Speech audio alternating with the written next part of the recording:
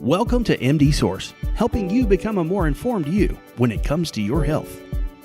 With a mission to share the most accurate and up-to-date medical advice and tips for healthy living, MD Source has conversations with real doctors and medical professionals who are the experts on the topics you want to know about.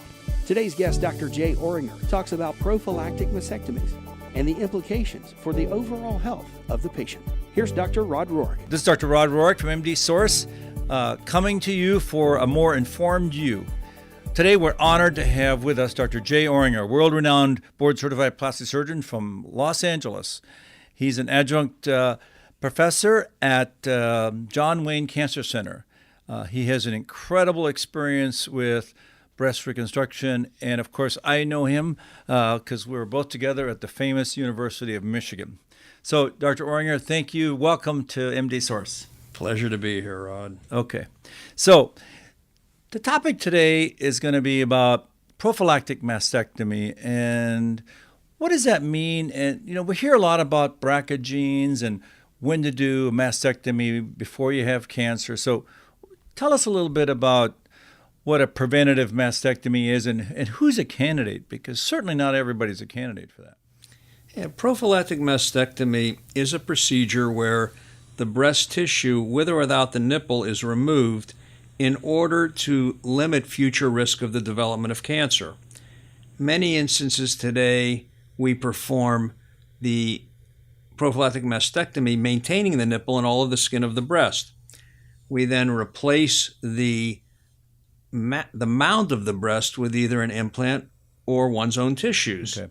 So tell me, Dr. Orringer, when is that indicated? When do you do a prophylactic mastectomy? Because that's been controversial in the past. Well, I think that there are certain situations that are more clear-cut. For example, if someone has been diagnosed with a BRCA1 or BRCA2 gene mutation, it's estimated that their risk of developing breast cancer by age 80 is somewhere in the vicinity of 70%. And that's the genetic gene testing for breast cancer. Correct. There are many genes now that have been identified as increasing the risk of the development of breast cancer, but those are the two most common. Okay. So if a woman has a BRCA1 or BRCA2 gene mutation, if she is found to have certain other mutations, for example, there's a mutation called a CHEK2 or a PALB2 gene mutation, these mutations too may be associated with an increased risk. So if she has multiple family members, for example, who have had breast cancer, and she doesn't necessarily have the BRCA gene, but she's got some of these other genes, she may consider prophylactic mastectomy. So, Jay, just tell us, obviously these are very sophisticated terms. So, I have a patient that has breast that is very concerned. So what should she do to find out whether she's any of these BRCA genes? Well, there are really two basic ways, Rod, to do gene testing. One is with a blood test. One is with a salivary test. Okay. The salivary test has perhaps a slightly greater incidence of insufficient DNA to run the test. Okay. The blood test, oftentimes slightly more effective, although both are highly effective. And who do you recommend? Yeah, that's an important question. Right. So, first of all, who should have genetic counseling? That's the first question. Right. And I think in general terms, if someone has a family member or themselves have been diagnosed with breast cancer at 50 or younger, if they have what's called a triple negative breast cancer at age 60 or younger, if they've had ovarian or fallopian tube cancer, if there's a family history or a personal history of male breast cancer. Also, if the setting of breast, ovarian, or pancreatic cancer among an Ashkenazi Jewish individual. Okay. I think that all of those situations suggest at least strong consideration for genetic counseling. I might also add that if someone has multiple family members, let's say 3 breast cancers at any age. On the mother's side or father's side? Doesn't matter. Either side. Either side. Because it's important to realize that a breast cancer gene can be passed through either the father or the mother. That's a very good point, because that has not been known until the last several years. And I think we really have to recognize that.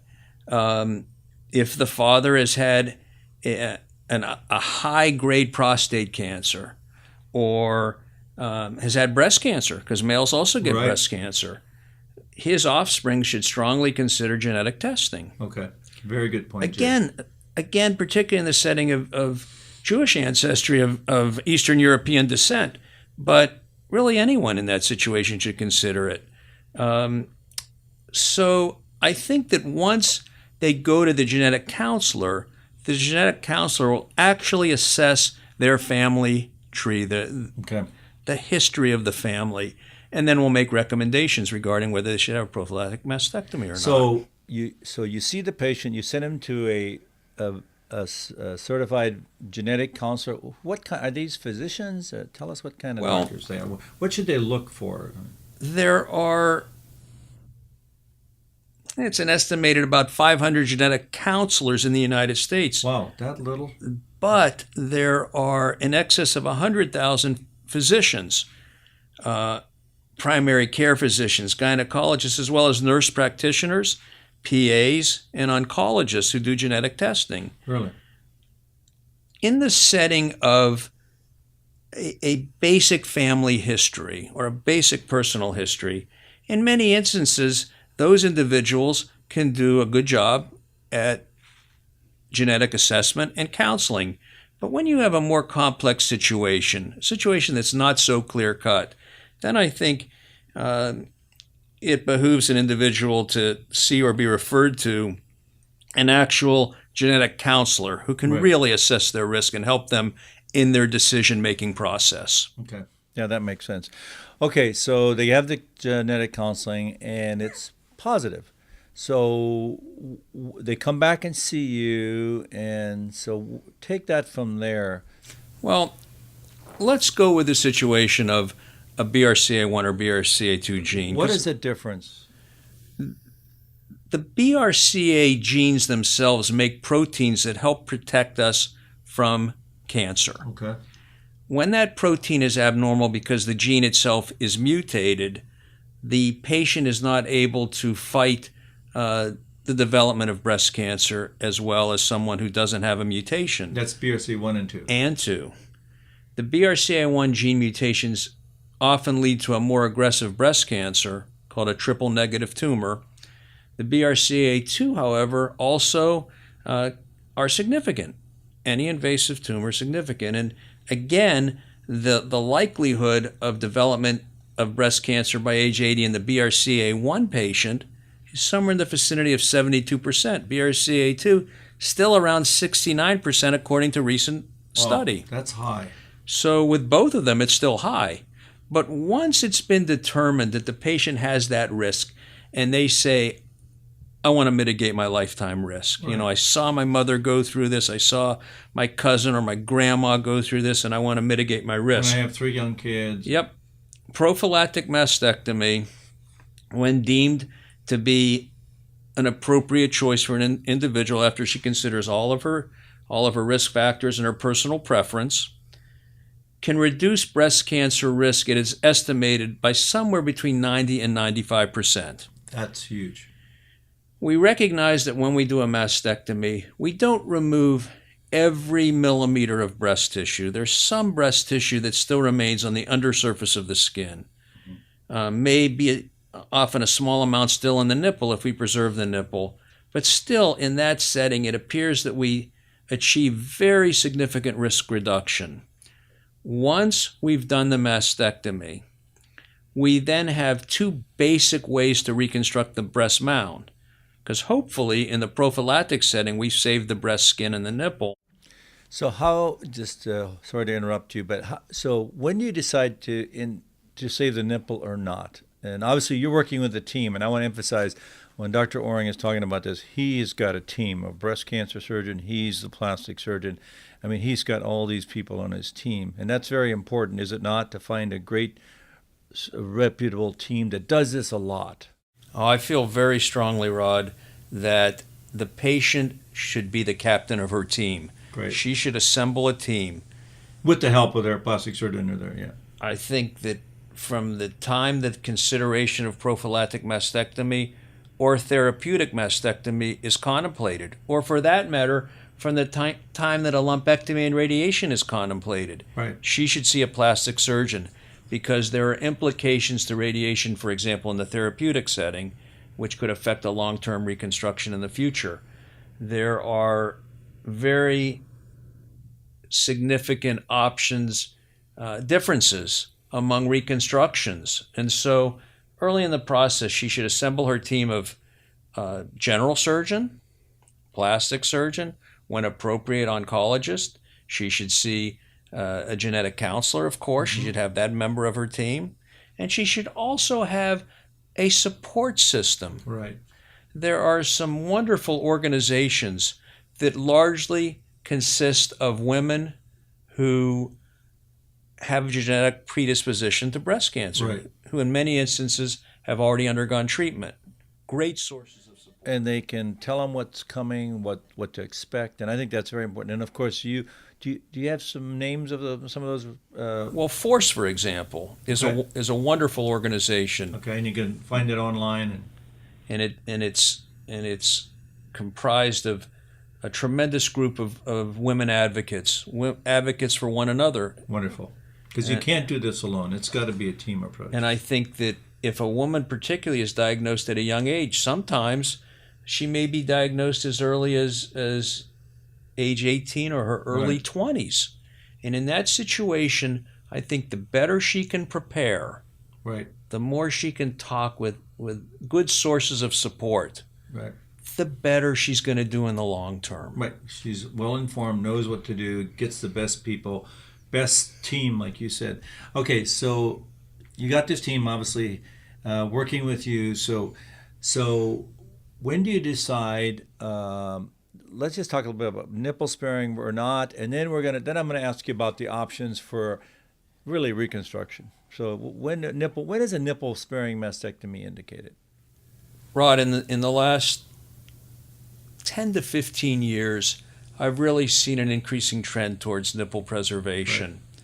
There's no question that if a nipple can be preserved, the long-term aesthetic outcome, the short-term for that matter as well, Right. is greater. As it has become apparent through multiple studies that we don't seem to significantly alter the long-term preventive aspect of the operation by keeping the nipple, we're doing it. Now, up until the last several years, I think we were much more reluctant to keep the nipple if there was a great deal of droop of the breast. Someone's had 4 or 5 children. Right. They have a very large breast. We now know that there are a number of techniques that allow us to preserve the nipple even in the setting of a very large breast. For example, we might do a breast reduction 3 to 6 months before we plan to do the mastectomy. By elevating the nipple and allowing it to heal and gain new blood supply Neat. in the aesthetic setting, we can then subsequently, in many instances, and I would say most instances, You can come back and then it's safe. preserve the nipple Wonderful. in that nice, new, elevated, often more aesthetic position. Wonderful, wonderful. Okay, so you've made that decision with the patient. So what are the options? I mean, that's the most commonly asked question, and obviously something that you're an expert at. So just what do you tell your patients in that consultation? As the captain of her team, Rod, she's going to have to make a few decisions with her support team, including her surgeons and the rest of her physician team and support. There are generally 2 options for reconstruction. One uses some form of implant. One uses some form of her own tissue. Mm-hmm. The option that she chooses will often depend upon a number of factors. First of all, her personal preference. Right.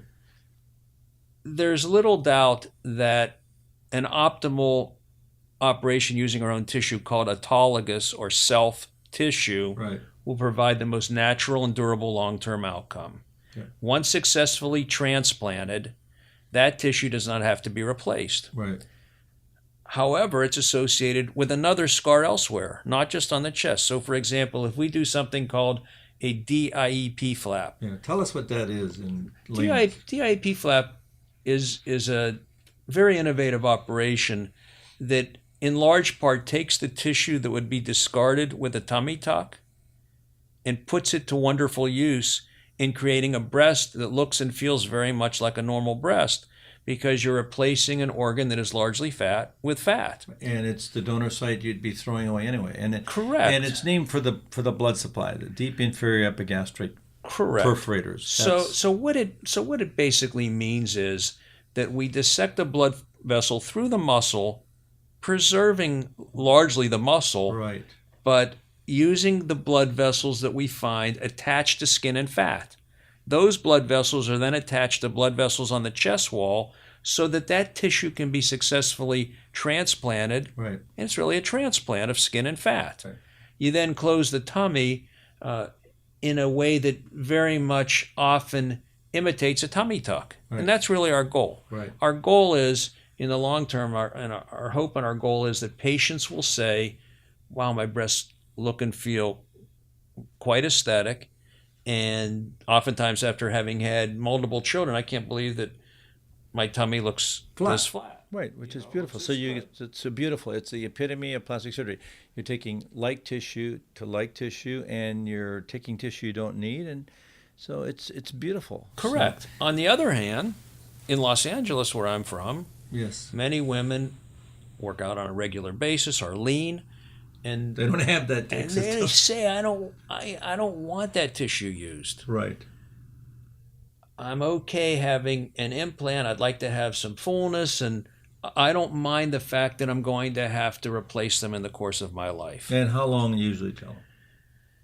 I typically tell patients approximately 8 to 12 years. I think that many patients do better than 8 years, but that's I would rather say that right than have someone disappointed. Well, and actually, the reason Dr. Orringer is saying that, because that's the initial data that actually says the implants last 8 to 12 years, and today they probably last longer. I usually tell them 10 to 15 years, but we know that they're man-made, not God-made, and they don't last forever. And I think patients need to know that, and they do know that now. They certainly didn't know it in the 90s.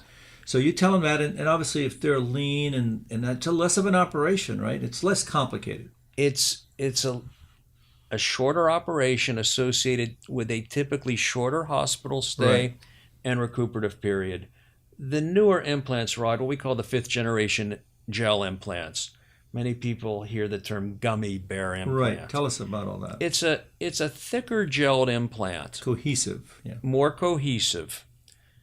The potential advantage of that is that it is less associated with wrinkling of the implant. Less rippling, less likelihood the implant will crack. Yeah, but it's a little firmer. It's a little firmer. It's a little rounder because it's a little more filled. Right. But the beauty of it is it does tend to decrease the wrinkling of an implant that was seen in years past much more in these very thin individuals. Right.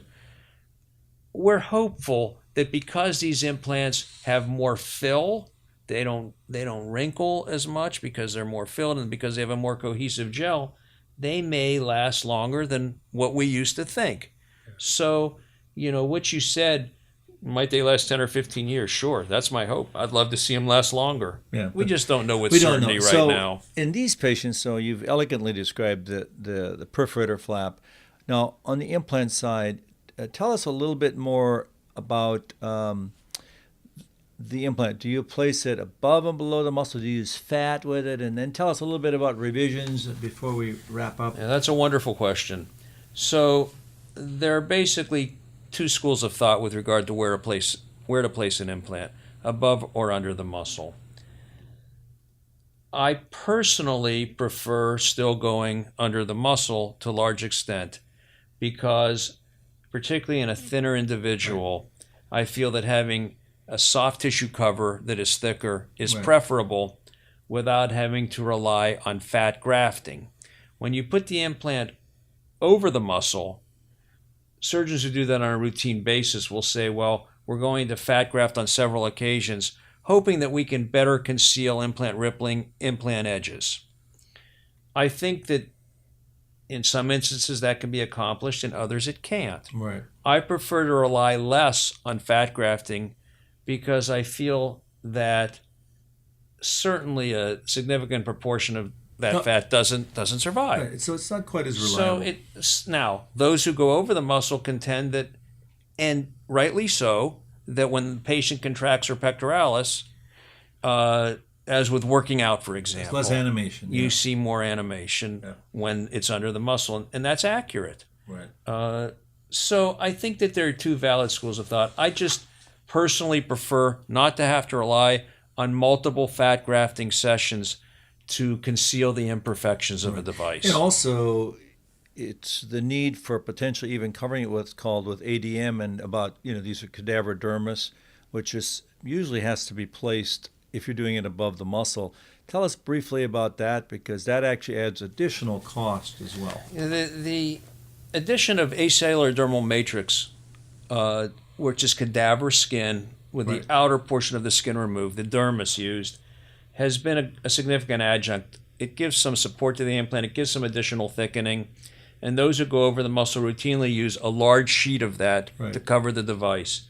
The cost of that sheet is quite significant and really can't be ignored. Nevertheless, we want to do what is in our patient's best interest.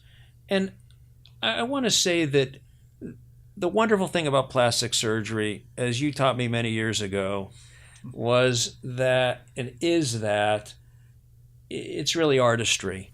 And there are many ways to achieve a pleasing outcome. So because someone goes over the muscle, it doesn't mean they're right. Because they go under the muscle, doesn't mean they're right.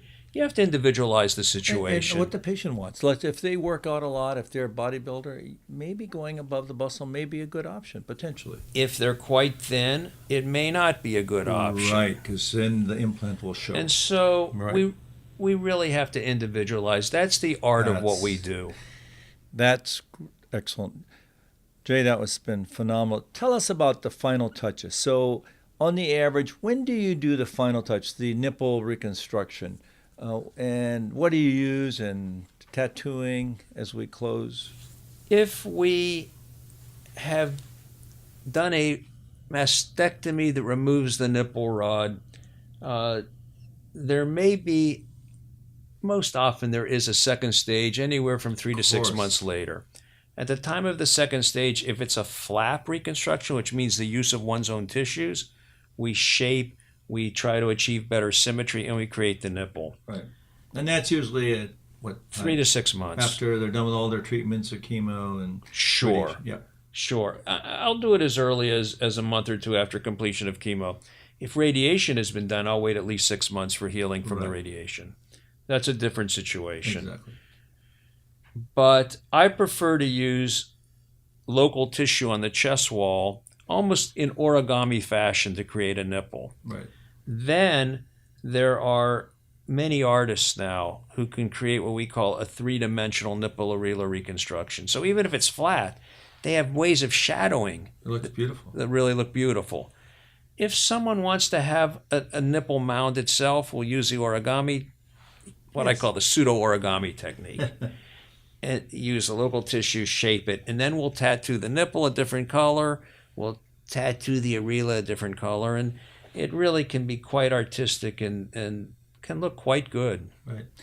Well, Dr. Orringer, you can tell that he is speaking with a passion, because I love plastic surgeons with a passion, because that means he's a professional and he's a rock star. He's a superb plastic surgeon, takes excellent care of his patients. I'm proud to have him as my lifelong friend, because he's not only a great plastic surgeon, but he's also a good doctor, and I like good doctors.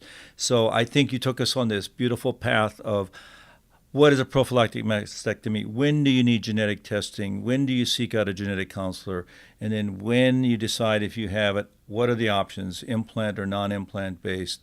And the key is having a team, having an incredible team leader like Dr. Orringer with you, with your breast surgeon, with your oncologist, and of course your support group. That's the key message to take home. So it's an honor and pleasure to interview you today, and we'll look forward to having you back on MD Source. Remember, you are the most powerful person in your healthcare. So MD Source is helping you becoming a more informed you. From the team at MD Source, here's to good health and to helping you become a more informed you. For the latest and most up-to-date information on health topics, visit mdsource.com. Drop us a line, sign up for our newsletter, and connect with us at mdsource.com.